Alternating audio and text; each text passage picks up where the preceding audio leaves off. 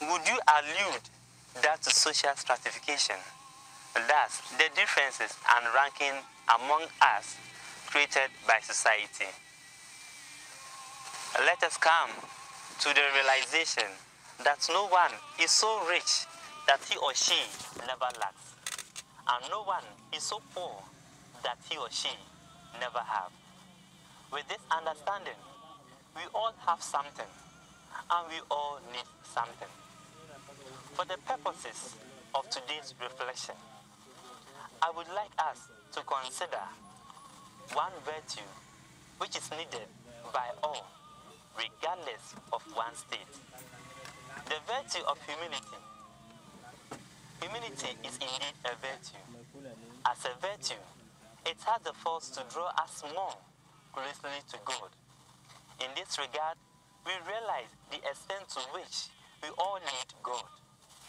We must admit our reliance on God, that our gifts, our talents, and our abilities are all gifts from God.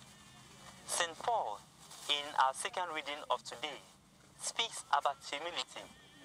He rebukes the boastful who flattered or prided themselves on their talent, their wisdom, their state of life, and their strength. In this, we appreciate the possibility of the poor and the lowly, the outcast and the weak, rising to the state of prominence. The most essential fact here is that God chooses those who believe in Him. My dear brothers and sisters in Christ, comparatively, you might claim to be poor or rich in your own perspective. The fact is that those differentiation and stratification does not really matter. What matters most is that God chooses those who believe in Him. I therefore admonish you today to believe in God and in His Son Jesus Christ.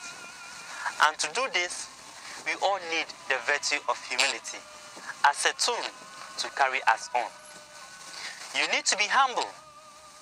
The prophet Zephaniah, in today's first reading, gives us a hint of the power of humility as he uses it 3 times in our first reading today.